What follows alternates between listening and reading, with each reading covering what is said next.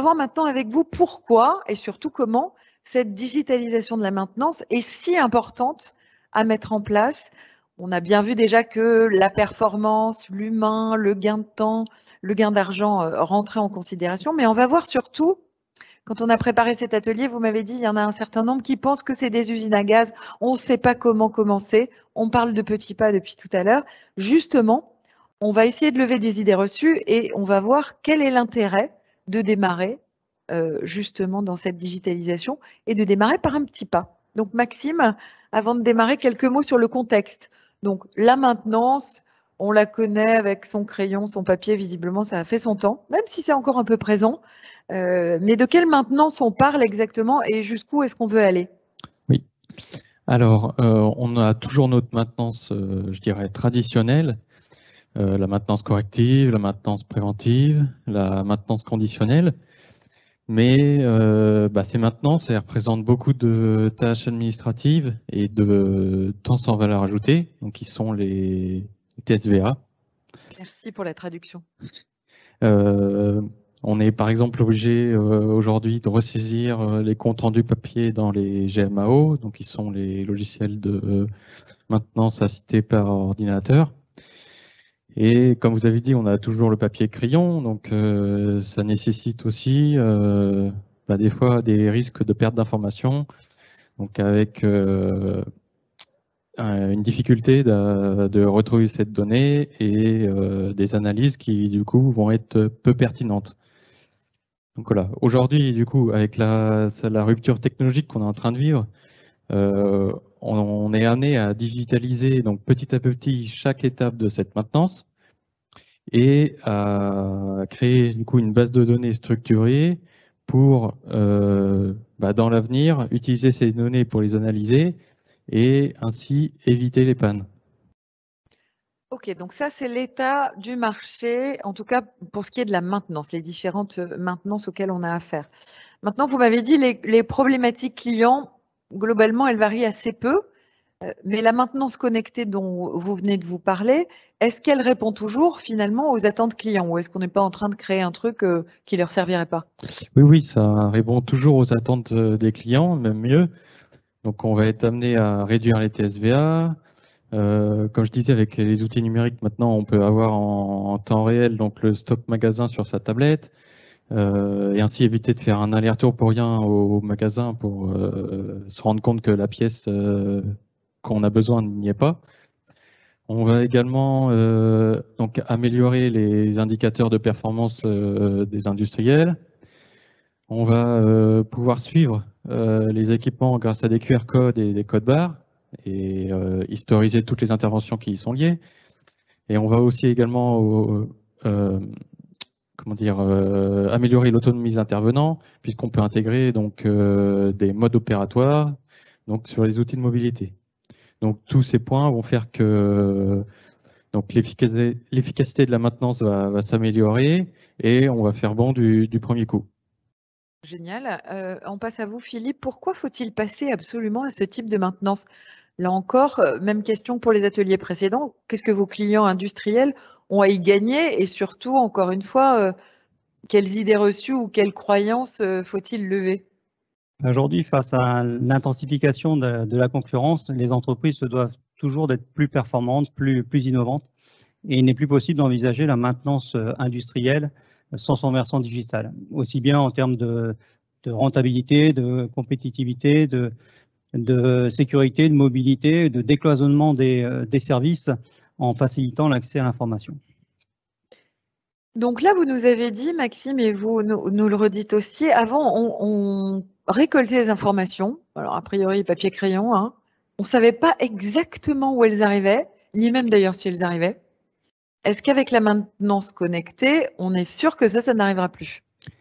C'est exactement ça, Nathalie. Les données vont être la pierre angulaire de la maintenance connectée, aussi bien en termes de diffusion de l'information en temps réel que la massification des données, qui va être la clé pour les analyses automatiques, mais également sur les analyses dynamiques qui vont permettre de générer très facilement des rapports, des tableaux de bord qui vont grandement faciliter les processus de décision et ainsi que la maintenance prédictive. Donc, massification, beaucoup de données, et en plus, on peut en faire quelque chose. Exactement. C'est quoi les conditions nécessaires à la mise en place de cette nouvelle maintenance? Il y a 2 conditions qui sont indispensables pour que la digitalisation de la maintenance soit un succès. La première, c'est que le processus doit être accessible financièrement.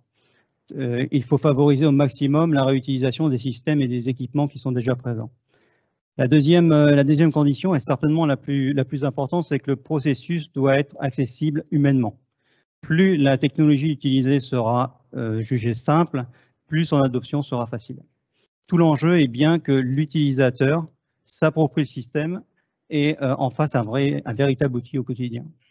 Donc là, quand vous nous racontez ça, il y a un côté aussi très responsable, parce que finalement, on se sert de l'existant et aussi on se sert aussi des humains et en tout cas, on leur permet d'avoir un accès plus facile à tout ça. Mais finalement, qu'est-ce que ça va produire quand les entreprises vont avoir équipé leur process de tout ça? Les changements vont être multiples et constructifs. On va parler de partage de l'information, de diminution de TSVA, on vient d'en parler, de gain en efficacité, de traçabilité des équipements et des interventions, d'amélioration de la capacité d'analyse, et tout ça pour faire de la maintenance connectée un véritable levier pour les entreprises. Alors, ça peut encore faire peur, hein, vous nous l'avez dit, il faut vraiment lever des peurs et des idées reçues. On va regarder un exemple concret sur un suivi d'équipement. Voilà, illustrons un peu ce qu'on vient de dire. Donc, sur le suivi d'un équipement, par exemple, lors d'une intervention, un technicien muni d'un outil de mobilité de type tablette va pouvoir saisir de la donnée liée via l'équipement ou par rapport à son intervention.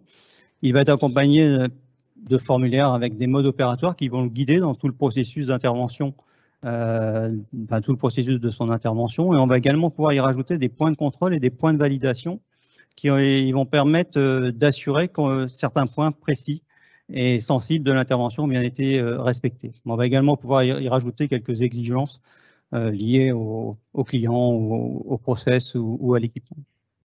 On va également y rajouter ce que nous on appelle la consolidation des savoirs, c'est-à-dire tous ces petits trucs et astuces qui sont bien utiles lorsqu'on est en difficulté sur une intervention. Et ce savoir-faire, bien souvent, est dans la tête des anciens ou des experts qui est malheureusement souvent perdu quand ces derniers quittent l'entreprise. Donc, tout le but, c'est de partager ce savoir-faire individuel au plus grand nombre et d'en faire un savoir-faire collectif. Donc, c'est un moyen de gérer la transmission de l'information. C'est ça, exactement. Ensuite, on va y rajouter un peu de gestion dynamique de stock, donc gestion des pièces de rechange par rapport à ce qu'il peut y avoir en magasin. Et avec toutes ces informations, on va pouvoir en sortir facilement des rapports automatiques, des indicateurs qui vont permettre également de suivre nos analyses de pièces, les relevés d'anomalies, les fréquences d'intervention, un peu de traçabilité pour identifier de façon unique chaque équipement et le suivre dans le temps. Donc ça, par l'intermédiaire de NFC tag ou de QR code.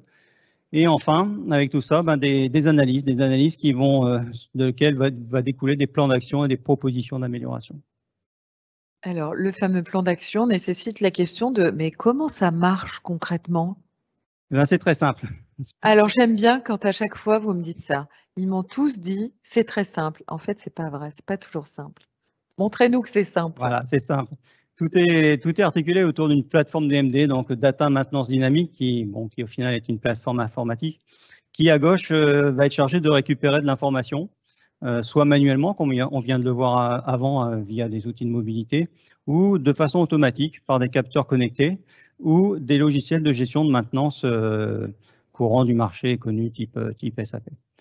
Toutes ces données vont être collectées, stockées, sécurisées sur nos serveurs et vont pouvoir ensuite être analysées pour pouvoir être utilisées en tant que pilotage au niveau d'analyse de fiabilité, de reporting, de génération de plans d'action et également remettre à jour les données dans les bases de données classiques. C'est un système qui est très interactif, full web, extrêmement souple, évolutif, adaptable. C'est l'outil qui va s'adapter aux besoins du client et pas l'inverse, et très modulaire avec des modules de type localisation, comme on va le voir juste après. Alors justement, on a vu des exemples, on est passé de la théorie à la pratique et on a vu chez vos clients que c'était plus simple aussi de comprendre comment ça marchait. Donc Maxime, un exemple chez vos clients, mais racontez-nous un peu le contexte de Oui, cet exemple. donc chez ce client qui est un industriel dans la chimie, il avait une quantité très importante d'échafaudage à gérer. Il n'y avait pas de gestion d'échafaudage, c'était bazar. Il y avait un problème au niveau notamment des réglementations sur les échafaudages qui étaient montés depuis plus de 3 mois. Et aussi un problème au niveau de la facturation entre l'échafaudeur et notre client. Alors dans tout ce bazar, comment vous êtes intervenu? Donc on a mis en place notre plateforme DMD qu'on a interconnectée avec leur GMAO. Et sur notre plateforme DMD, donc on a créé différents profils qui donnent accès, donc selon les droits d'utilisateur des profils, à la modification ou à la consultation des données liées aux échafaudages. Donc dans les slides suivantes, je vais vous présenter le processus échafaudage avec les différents profils. Donc on retrouve le profil demandeur qui lui crée sa demande sur l'application. Les données qui rentrent donc sont liées aux caractéristiques techniques de l'échafaudage et aux besoins qu'il veut, combien d'étages, s'il veut des bâches ou pas sur ces échafaudages. Et cette demande est envoyée donc directement dans SAP et donc il peut faire aussi une demande de modification et une demande de démontage. Donc on voit un peu la visu PC de ce qu'il peut voir grâce à l'application, à d'autres plateformes DMD. Donc il a la localisation de ses demandes et le suivi de ses demandes et un petit récap de l'état de ses demandes. Donc lorsque notre demandeur a fait sa demande, c'est l'échafaudeur qui reçoit une notification. Il pose le code barre, donc lors du montage de l'échafaudage, il pose le code barre que le demandeur lui a donné. Et comme ça, en fait, ça valide le montage de l'échafaudage et ça valide également sa localisation dans l'usine. Donc voilà, l'échafaudeur peut aussi également modifier cet échafaudage et évidemment le démonter. Donc voilà un peu les visus, je dirais smartphone de l'application, où l'échafaudeur a accès à ses notifications, il peut scanner les QR codes et différentes localisations des échafaudages qu'il a montés, et également les caractéristiques techniques des échafaudages. On a un troisième profil donc, qui est gestionnaire, qui lui s'occupe de la réception et de la validation des échafaudages. Donc en scannant le QR code, il a ensuite la possibilité donc, de valider l'échafaudage. Et il s'occupe aussi, donc c'est lui que lorsqu'il valide le démontage de l'échafaudage, ça gère la facturation entre l'échafaudeur et le client. Donc voilà la visu gestionnaire avec donc un petit questionnaire donc, sur l'application en quelques questions, si l'échafaudage est valide ou pas. Donc, c'est des questions réglementaires.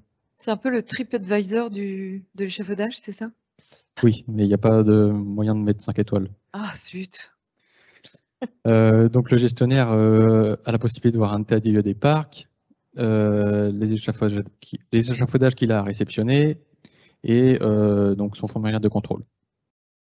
Et il y a un dernier profil, donc qui est le profil secteur, qui lui est plus orienté donc pour les responsables maintenance ou les responsables de fabrication.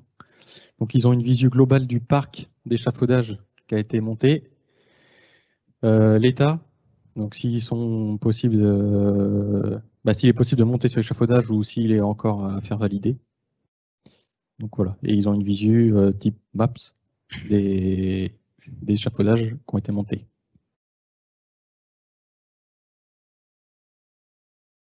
Voilà. Et là, je vous relance, c'est ça?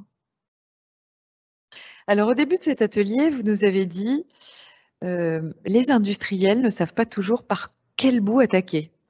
Souvent, ils ont peur que ce soit des usines à gaz. Donc là, on a bien compris qu'on pouvait commencer par une petite offre. Je crois que vous avez même appelé ça une offre séquentielle. On vient justement de voir de manière très détaillée, merci Maxime, un exemple de cette offre, une démarche de petits pas. Donc c'est vraiment le point d'entrée pour démarrer sa digitalisation. Quelles sont les autres étapes, Philippe? En effet, c'est une question essentielle.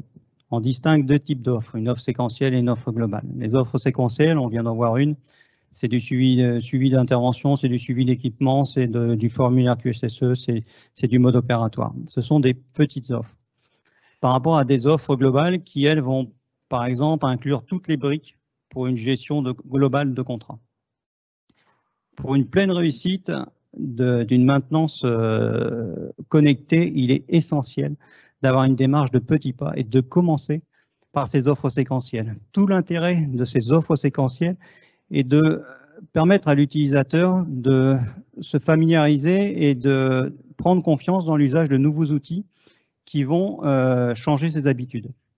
Et progressivement, s'en imprégner et au final les adopter ces nouveaux outils qui vont le rendre plus performant. Mais sur ce point, c'est le client qui en parle le mieux et on a une vidéo. Ah, super. Regardons alors ce témoignage en images.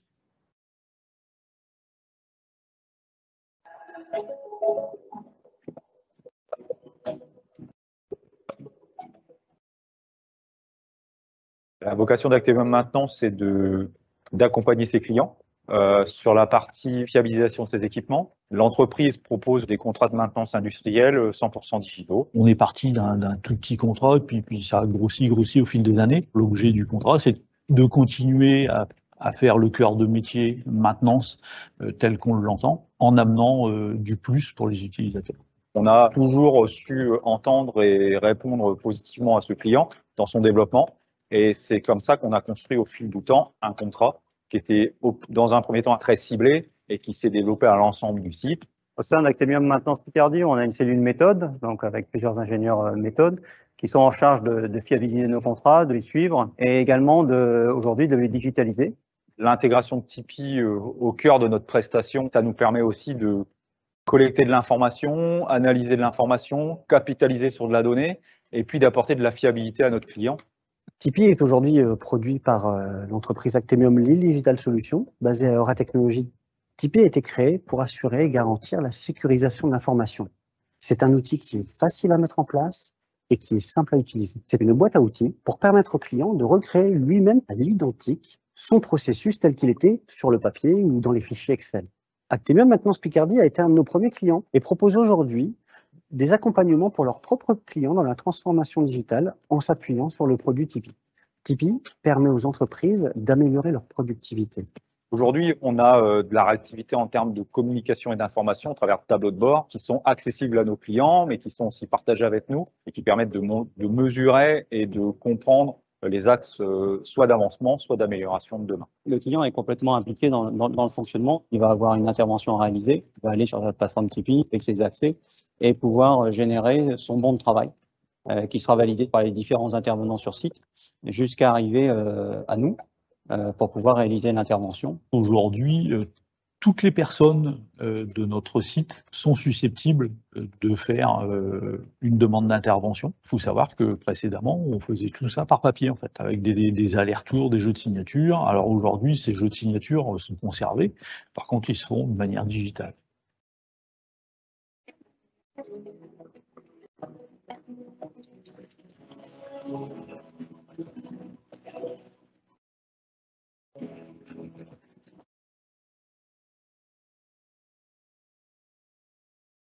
Les données proviennent essentiellement aujourd'hui de l'utilisateur. Lors des interventions, il va pouvoir suivre son mode opératoire, son intervention, c'est-à-dire qu'est-ce qu'ils ont fait, sur quoi ils sont intervenus, sur quel équipement, quelle action ils ont mené, quelle action préventive on pourrait mener en donnant leur avis. Et toutes ces données vont être quantifiées et qualifiées pour pouvoir ensuite être analysées. La digitalisation aide les intervenants sur site parce que il y a de la portabilité, ils ont toutes les documentations dont ils ont besoin sur des tablettes, c'est du gain de temps, c'est de l'efficacité. Quand on veut aller rechercher ce qui a été fait sur telle ou telle machine sur la dernière année, c'est facile de retrouver. Ça fait aussi grandir les personnes puisque elles s'approprient un nouvel outil, un nouveau mindset. On a tout à y gagner aujourd'hui. Pour l'entreprise, c'est moins de TSVA, moins de temps passé, moins de papier, moins de ressaisie, et puis une donnée plus fiable puisque saisie une seule fois, et donc une fluidité sur l'ensemble du traitement de l'information. Aujourd'hui, on est dans une vraie démarche gagnant-gagnant. On a un partenariat qui est fort et qui s'améliore d'année en année. Et le vrai plus, c'est que c'est très évolutif et qu'on a en face de nous des gens qui sont à l'écoute, qui répondent aux demandes et qui sont prêts à nous aider. Projet clé en main, mais qu'on construit fortement avec le client, pour lequel on apporte une vraie réponse à son besoin. C'est l'outil qui s'adapte au client. Parce que depuis le début, c'est le terrain qui a dicté les évolutions du produit Tipeee. Regardons ce qui se passe tous les jours au quotidien sur le terrain. Et nous saurons ce que fera Tipeee demain.